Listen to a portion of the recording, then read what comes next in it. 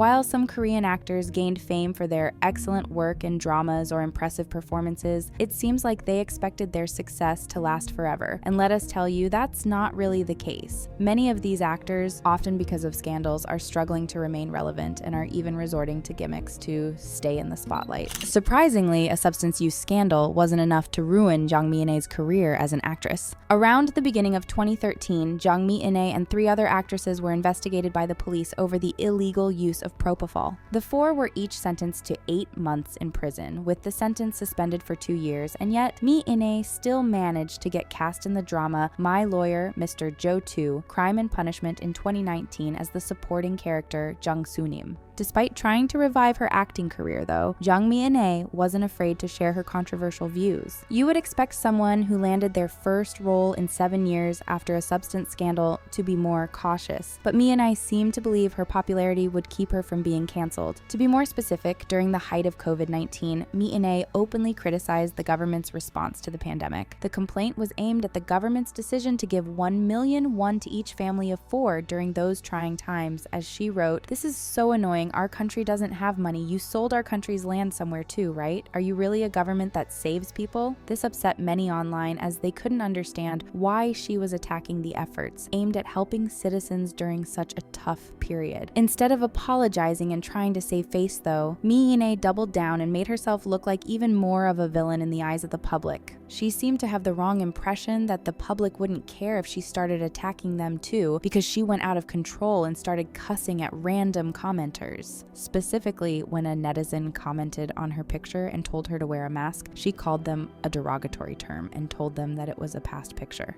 Very unsurprisingly, people didn't take well to the insults and the lashing out, as they wrote, "Honestly, that was uncalled for. There was no reason for her to lash out like that, and she could have said it nicely at least." It's also not surprising that we haven't heard of Mi-in since. If bigger celebrities can't get away with saying those things, what made her believe she was popular enough to do so? Not only is Kim Se-ron one of the most controversial figures on the industry, but she's also the one that has pulled the most publicity stunts to stay relevant. Se-ron obviously had a bright future ahead of her despite her young age, as she appeared in numerous movies and shows like A Brand New Life, The Man from Nowhere, Secret Healer, Nobody Knows, and The Great Shaman Ga Do-shim. In May 2022, Se-ron was caught driving under the influence and crashed into several structures, including transformers, guardrails, and street trees. What made the matters worse was that when she was caught by the police, they requested that she take a breathalyzer test, but she refused and asked to take a blood test at the hospital. Her accident caused power outages in over 50 places, affecting local shops and damaging their business. The next day, her agency, Gold Medalist, announced that she was reflecting on her actions and that they were working to cover the damage. Se-ron also issued a personal apology, but by then her career was effectively over and she was considered blacklisted. She was removed from the projects she was supposed to appear in and faced a fine, but that wasn't enough to stop her from trying to get attention in one way or another. It was reported that Se-ron had a drinking party only 2 months after her DUI incident, which led to her losing even more support from the public. To salvage her situation, Se-ron tried to gain sympathy by claiming in her first trial that she was the main supporter of her family and that they were struggling financially after the accident. However, netizens saw this as a weak excuse, especially since she had hired one of Korea's top lawyers to handle her case. Then she shared pictures on Instagram, making it seem like she was working hard at a cafe as a form of self-reflection. However, the cafe she posted her pictures from came out a few days later and said that Se-ron had never worked at any of their locations. Even though she was friends with a former employee at that specific store, she had never worked there. As an explanation to this, Se-ron said, "To be honest, I only worked there as a replacement for that day only." She was also said to be working at a bar, but again, no matter what she did to show everyone that she was humble and trying her hardest to fix her mistakes, she kept falling back into old habits. Her latest controversy happened in March of this year, when Se-ron posted a picture with fellow actor Kim Soo-hyun after his drama Queen of Tears boosted in popularity. The Instagram story was deleted right away, but not quickly enough for netizens not to screenshot it and share it everywhere. K-nets were shocked as they commented, commented, seems 100% intentional. She is really something, and she should have stayed low-key. Like, how long has it been since her DUI? Soo-hyun's agency explained that the photo was taken when they were under the same company together, and that they didn't know why Sehron even posted the picture. She hasn't made a statement or explained her actions, but it looks like she's struggling with no longer being seen as the nation's granddaughter. So, to stay in the spotlight, she's been pretending to have a part-time job and starting dating rumors with another actor. However, these tactics aren't working and are just causing her to lose more respect over time. Park Yoo-chun is technically still blacklisted from the industry, yet he still thinks he's popular enough to try and come back. To give you some backstory, Park Yoo-chun first started as a member of TVXQ and JYJ, but eventually found out that acting was actually his true calling. Throughout his career, he appeared in numerous hit dramas like Sung Kyung-kwan Scandal, Rooftop Prince, Miss Ripley, Missing You, among many, and found it very easy to win the hearts of the viewers with his talents. It helped a lot that he also used to be a part of one of Korea's biggest idol groups, and Yoo-chun basically had the public wrapped around his finger. That was until 2016 when he started getting into trouble with the law. It was then when 4 different women accused him of indecent behavior, but he only got a slap on the wrist and was eventually cleared of all charges and only fined. Then in 2019, he was sentenced to 10 months in prison and 2 years probation for substance use. This led to a ban from the entertainment industry, which he attempted to overturn in 2022 without any success and was blacklisted from the industry altogether. In these circumstances, you would think that Park Yoo-chun would try to live a normal life away from the industry that clearly doesn't want him. However, he didn't back down and attempted to revive his career, starting with a charity fan meet for the Love Asia Foundation in Bangkok. Then he released an album which failed to make any noise, so eventually he turned to acting once again. In 2022, he starred in the movie On the Edge. Instead of hitting theaters, the film debuted on various TV streaming platforms, but once again, it didn't have any impact and failed to get Park Yoo-chun back to his glory days. A year later, Yoo-chun tried to reconnect with fans through a vlog series, but instead of gaining any interest, the public were surprised and shocked by his attempt to make a comeback, as there was little desire to see him return in the first place. As a netizen best put it, this truly is a supply without any demand. Just like every Korean celebrity who gets shunned away though, he attempted to break through in another country, which happened to be Thailand. According to reports in November of last year, Yoo-chun entered a relationship with a rich Thai woman whom he had met when the two were working together. The girlfriend was said to have been impressed by him as she was a fan of Hallyu culture and specifically Yoo-chun. However, their alleged relationship drew more attention because rumors suggested Yoo-chun was exploiting her connections for his benefit. To give you some context, the rumored girlfriend comes from an incredibly wealthy Thai family worth 38 trillion won, placing them in the top 0.1% of society. Her family's high social status is well known because her father, a former judge and minister of justice, was said to be currently serving as Thailand's deputy prime minister. But why do people even think that he was using her? Well, not long after their relationship allegedly started, he became official model for his girlfriend's skincare brand, which launched in August of 2023. It was also said that he was planning to live in Thailand after the two got married, and since he didn't have a career of his own there, he was probably using his girlfriend's influence and power to make a name for himself there. What really shocked people was that just a few months ago, Yoo-chun tried to set up a fan meeting in Japan. At the end of last year, Yoo-chun and his team announced a fan meeting called Rebirth and a dinner show named Rhythm with One Heart.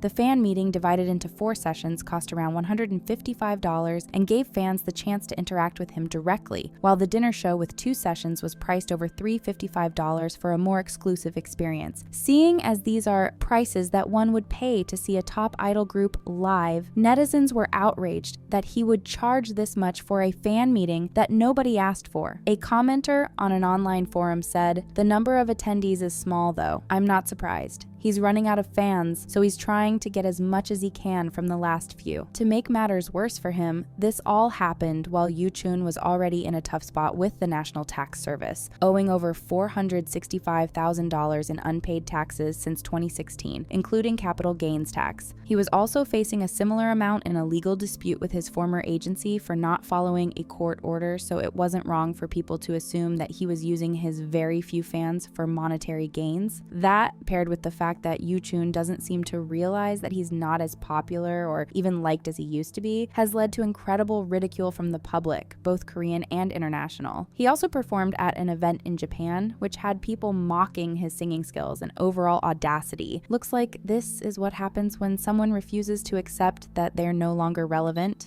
An even worse offender is Choi Jong-hoon, even though he was mostly known as the leader, guitarist, and keyboardist of rock band FT Island. He also dabbled into acting, appearing in dramas such as Heroes and My Only Love Song, as well as the movie You're My Pet. However, his career as both a musician and an actor crumbled down in a matter of seconds, as in March 2019, it was revealed that he was involved in the Yoongjun Young Kakao Talk chat rooms, where they shared explicit videos of women filmed without their consent. Additionally, he was accused of bribing the police to cover up a 2016 drunk driving incident. Following these revelations, his agency declared that he was leaving FT Island and retiring from the entertainment industry once and for all. By April 2019, he faced formal charges for illegally filming and distributing 6 non-consensual videos of women and for bribery, and was charged with distributing both his own and other illegal footage after confessing. The accusations against him only got worse, as around the same time, a woman claimed that Choi Jong-hoon and 4 other men had taken advantage of her while she was drunk in March 2016 and shared the video in a group chat. He admitted to being with the woman that day but denied any wrongdoing. Despite everything though, he was arrested the very next month and charged in connection with the incident. On November 29th, 2019, he received a 5-year prison sentence, which then was reduced to 2.5 years. So he ended up being released from prison on parole on November 8th, 2021. So what has Choi Jong-hoon been up to since he released? Instead of disappearing completely and living the rest of his life in shame, Choi Jong-hoon took the route of many criminals who get shunned away from Korea and is trying to make his comeback in another country, most specifically Japan. He seems to struggle with accepting that people view him simply as a criminal who harmed many and want nothing to do with him, including not wanting him back in the industry. However, he's still making an attempt to, as in January of this year, he joined Japan's fan community platform Fanicon. In his first message to the few fans he has, he wrote, "It's been about 5 years since I greeted you all. I drew strength from each of your messages, allowing me to show a healthier version of myself. I am truly thankful. What's even worse is that Fanicon is not a free platform of communicating with fans, but charges a subscription fee of $4. While this may not seem like a lot, it's appalling that he's not only attempting to make a comeback, but that he's also charging people for it. He hasn't done anything new so far, but don't be surprised if he tries to make a comeback in another country, using his small fan base to help him out.